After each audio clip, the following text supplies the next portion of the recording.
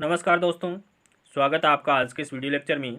हमारी साइंस की topic wise test series चल रही थी, जिसका अगला वीडियो है और इस वीडियो में वेरी इंपॉर्टेंट प्रश्नों को शामिल किया है जो एग्जाम की दृष्टि से इंपॉर्टेंट है। तो वीडियो को अंत तक जरूर देखें। देखिए, आज की वीडियो में बात करेंगे अंतःस्रावी ग्रंथियों से संबंधित कुछ प्रश्नों की। बात करते हैं आज थायराइड ग्रंथि पर।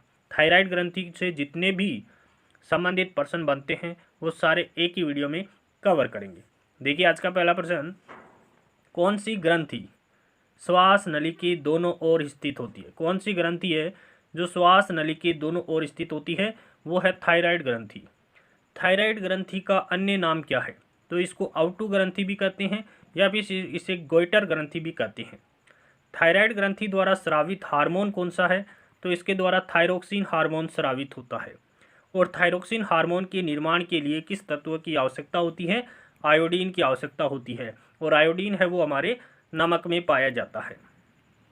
प्रश्न अगला देखिए, आयोडीन की कमी से कौन सा रोग हो जाता है? जब आयोडीन की कमी हो जाती है तो गलगंड, इसी को घेंगा और इसी को ग्वाइटर रोग कहते हैं। तो गलगंड, घेंगा या ग्वाइटर रोग हो जाता है किसकी कमी के कारण? आयोडीन की कमी के कारण। किस रोग के होने पर व्यक्ति का गला सूज जाता है? तो जब गलगंड या घेंगा रोग होता है तो इसमें व्यक्ति का गला सूज करके लटक जाता है। कौन सा हार्मोन उपापचयी क्रियाओं को नियंत्रित करता है? तो वेरी इंपॉर्टेंट पर्सन है, थायरोक्सिन हार्मोन है वो हमारी मेटाबॉलिक क्रियाओं पर भी नियंत्रण रखता है। हमारे शरीर में एच आकृति की ग्रंथि कौन सी है? तो थायराइड ग्रंथि है। उसका आकार कैसा होता है? एच आकृति की। श्वास नली के दोनों ओर एच आकृति की इस प्रकार से ग्रंथि होती है और इसी के अंदर पैराथायराइड ग्रंथि धसी होती है। पैराथायराइड की संख्या कितनी होती है? 4 होती है। इस प्रकार से पैराथायराइड होती है।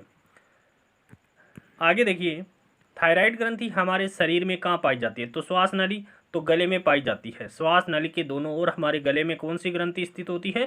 थायराइड ग्रंथि स्थित होती है। T4 हार्मोन किसे कहते हैं? तो थायरोक्सिन हार्मोन को T4 हार्मोन के नाम से भी जाना जाता है और थायरोक्सिन हार्मोन है वो थायराइड ग्रंथि के द्वारा स्रावित होता है। आगे देखिए, थायरोक्सिन हार्मोन की कार्य कौन कौन से हैं? थायरोक्सिन हार्मोन है वृद्धि एवं विकास को प्रेरित करता है। वृद्धि और विकास को कौन प्रेरित करता है? थायरोक्सिन हार्मोन करता है। शरीर में ऑक्सीकरण की दर को बढ़ाने का कार्य भी थायरोक्सिन हार्मोन करता है। हृदय धड़कन को बढ़ाने का कार्य भी थायरोक्सिन हार्मोन का है। और श्वसन दर को बढ़ाने का कार्य भी कौन सा हार्मोन करता है? थायरोक्सिन हार्मोन करता है। टेडपोल लार्वा, टेडपोल को ही लार्वा कहते हैं, का वयस्क में रूपांतरण क्या कहलाता है? कायांतरण। कायांतरण किसे कहते हैं? टेडपोल का वयस्क में रूपांतरण कायांतरण कहलाता है। मेंढक की टेडपोल या मेंढक की लार्वा में कायांतरण की क्रिया को प्रेरित करने वाला हार्मोन कौन सा है? थायरोक्सिन हार्मोन है। प्रत्येक एग्जाम में ये प्रश्न पूछा जाता है कि टेडपोल का वयस्क में रूपांतरण, टेडपोल का वयस्क में रूपांतरण की क्रिया को प्रेरित करने वाला हार्मोन कौन सा है? तो थायरोक्सिन हार्मोन है वो टेडपोल को वयस्क में रूपांतरित करता है। और इसके लिए किसकी आवश्यकता होती है? आयोडीन तत्व की आवश्यकता होती है।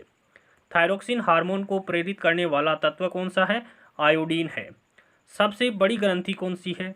यकृत है। सबसे बड़ी ग्रंथि की बात करेंगे तो यकृत का नाम आएगा।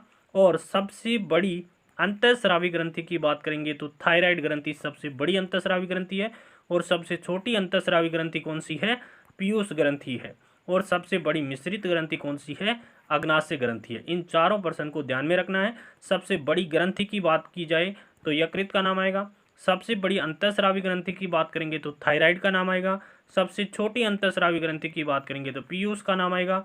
और सबसे बड़ी मिश्रित ग्रंथि की बात करें तो अग्नाशय ग्रंथि का नाम आएगा।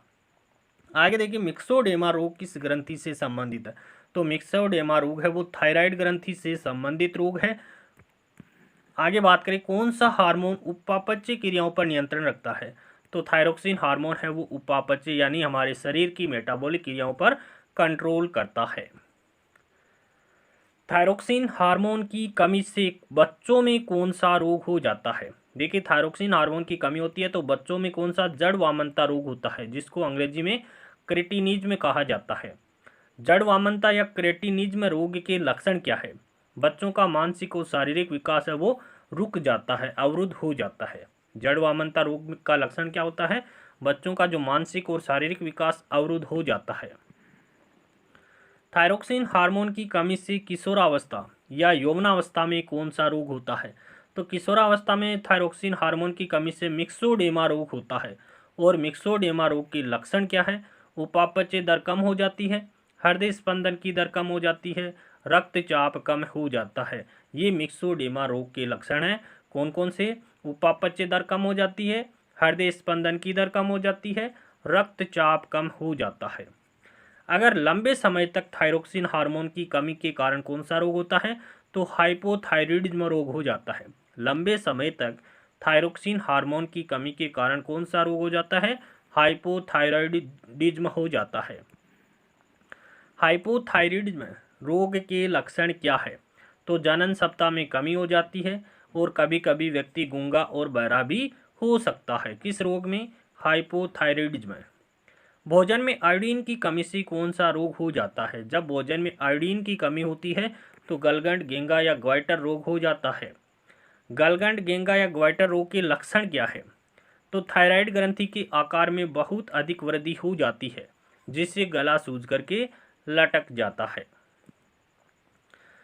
अगला देखिए, थायरोक्सिन हार्मोन की अधिकता से कौन सा रोग होता है? टॉनिक्स ग्वाइटर रोग हो जाता है। थायरोक्सिन हार्मोन की अधिकता से टॉनिक्स ग्वाइटर रोग हो जाता है।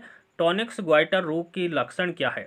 हृदय की गति बढ़ जाती है, रक्तचाप बढ़ जाता है, श्वसन दर बढ़ जाती है। ये किसके कारण होता है?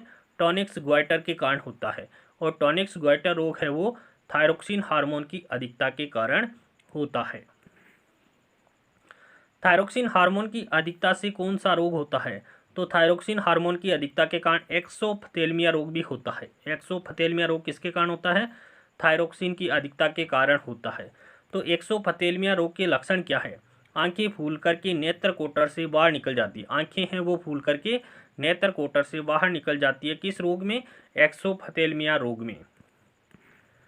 अगला है, थायरोक्सिन हार्मोन की अधिकता से कौन सा रोग हो जाता है? तो प्लूमर रोग है वो भी थायरोक्सिन हार्मोन की अधिकता के कारण होता है। और प्लूमर रोग का लक्षण क्या है? थायराइड ग्रंथि में जगह जगह गांठें बन जाती है। प्लूमर रोग का लक्षण क्या है? थायराइड ग्रंथि में जगह जगह गांठें बन जाती है। थायरोक्सिन हार्मोन की अधिकता से कौन सा रोग हो जाता है? तो ग्रेव का रोग है वो भी थायरोक्सिन हार्मोन की अधिकता के कारण होता है। और ग्रेव के रोग का लक्षण क्या है? संपूर्ण थायराइड ग्रंथि है वो सूज जाती है। संपूर्ण थायराइड ग्रंथि में सूजन आ जाती है। इस रोग को क्या कहते हैं? ग्रेव का रोग कहते हैं। और यह रोग थायरोक्सिन हार्मोन की अधिकता के कारण होता है। कौन सा हार्मोन लाल रक्त कणिकाओं के निर्माण में मदद करता है? तो थायरोक्सिन हार्मोन है वो आरबीसी के निर्माण में भी मदद करता है। तो आरबीसी के निर्माण में भी मदद करता है कौन सा हार्मोन? थायरोक्सिन हार्मोन है वो मदद करता है किसके निर्माण में? आरबीसी के निर्माण में। वीडियो पूरा देखने के लिए धन्यवाद। वीडियो पसंद आए तो वीडियो को लाइक और शेयर करना बिल्कुल ना भूलें। और जो विद्यार्थी चैनल पर नए हैं चैनल को सब्सक्राइब कर लें ताकि आने वाले वीडियो की नोटिफिकेशन आप तक पहुंच जाए। चैनल का नाम है साइंस एकेडमी यूट्यूब चैनल।